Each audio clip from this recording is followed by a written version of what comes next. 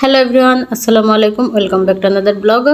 আজকেও দুপুর থেকে ভিডিওটি শুরু করছি। আর আজকে রান্না করব লইট্টা শুটকি দিয়ে কাঁঠালের বিচি আর চিংড়ি মাছ দিয়ে আলু। তো প্রথমে আমি লইট্টা শুটকিটা কেটে ভালোভাবে ভেজে নিলাম কড়াইতে। তারপরে কাঁঠালের বিচিগুলো কেটে নিছি, মানে আমি তো সব তরকারি একদম কেটে সব কিছু হাতের কাছে নিয়ে তারপর রান্না করতে আসি। তো কাঁঠালের বিচিটাও আমি সুন্দরভাবে সিদ্ধ করে নিলাম। হালকা সিদ্ধ করে নিলে দেখা যায় যে রান্না করতে তাড়াতাড়ি হয়ে যাবে, বেশি সময় লাগবে না। এরপরে আমি সিদ্ধ করে ওগুলো নামিয়ে রেখে তারপরে আমি আগে তরকারিটা রান্না করে নেব চিংড়ি মাছটা। তো চিংড়ি মাছ রান্না করার জন্য প্রথমে আমি কড়াইতে তেল দিয়ে পেঁয়াজ দিয়ে দিছি। পেঁয়াজটা হালকা বাদামি কালার হয়ে আসলে জিরা দিয়ে দিছি। আর জিরা দেওয়ার পরে আদা রসুন পেস্ট দিছি। আদা রসুন পেস্টটা একটু হালকা ভেজে নেব যেন কাঁচা গন্ধটা না থাকে।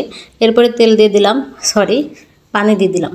পানি দিয়ে তারপরে মরিচের হলুদের গুঁড়া, লবণের গুঁড়া, মরিচের গুঁড়া, লবণ সব কিছু মানে যা যা লাগে এগুলো দিয়ে দিব, যেগুলো প্রতিনিয়ত খাওয়া হয়। তো ঘরে আর কোনো সবজি ছিল না, সবজি হলাম আমার জন্য অনেক সময় বসেছিলাম। 11:30টার সময় আমি রান্না করতে আসছি, আর আপনাদের ভাইয়া তো একটার সময় খেতে আসে। আর 11:30 পর্যন্ত আমি ওয়েট করছি যে সবজিওয়ালা মামা আসলে আমি ধুন্দুল কিনবো আর ধুন্দুল দিয়ে চিংড়ি মাছ রান্না করব। কিন্তু সবজিওয়ালা মামার কোনো খবর নেই। তো পরে বাধ্য হয়ে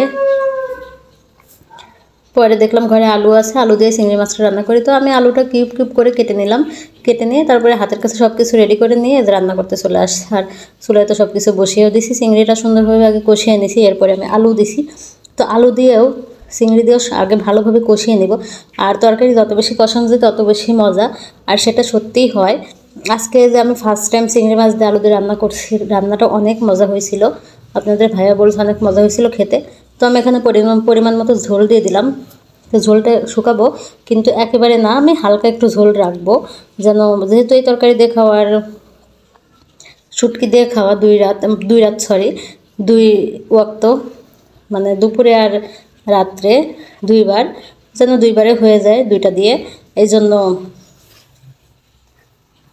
দুই তরকারি এভাবে রান্না করি আমি সবসময়। মানে এক তরকারি রান্না করলে দেখা যায় দুই বেলা হয় না, দুই বেলা হওয়ার কথাও না, যেহেতু একবেলা দ্বিতীয়বার খেতে গেলে দেখা যায় অল্প হয়ে যায়। তো আমার তরকারি রান্না শেষ, জিরা গুঁড়ো দিয়ে নামিয়ে ফেলছি। এখন আমি শুটকিটা রান্না করবো। আর শুটকিটা রান্না করার জন্য পেঁয়াজ আর রসুন দিয়ে দিছি, আর এখন আদা রসুন বাটাও দিয়ে দিলাম। আমি এখানে কোনো রকম কাঁচামরিচ ব্যবহার করতেছি না, আমি শুধু গুঁড়ামরিচ দিয়ে রান্না করব। তো এখন আমি কাঁঠালের বিচি আর শুটকিটাও দিয়ে দিছি। আর আপনারা কে কোথা থেকে আমার ভিডিও দেখছেন সেটা অবশ্যই কমেন্টে জানাবেন। আর আমার ভিডিওগুলো আপনাদের কাছে ভালো লাগলে একটা লাইক, কমেন্ট অ্যান্ড শেয়ার করতে ভুলবেন না। আর আমার ভিডিওতে কিন্তু বাইরের নয়েজ অনেক আসে, সবসময় কিন্তু বলি ভয়েসে। আজকে ভয়েসে তো গরুর ডাকও শুনতে পারবেন। বাসার সাথে গরুর খামার আছে, তো তাই গরুর ডাকও শুনতে পারবেন। তারপরে বাসার সামনে আরেকটা বাসায় কাজ হচ্ছে, অনেক শব্দ। কোনোভাবে মানে ভিডিও ভয়েস টয়েস দিয়েও আমি শান্তি পাচ্ছি না, কিন্তু কি করার, ভিডিও তো রেগুলার ছাড়তে হবে। এখন একটা চাকরি নিয়েছি, চাকরিটা তো না করলে হবে না, চাকরিটা 24 ঘন্টাই করতে হয়, কিছু করার নাই, করতে হবে।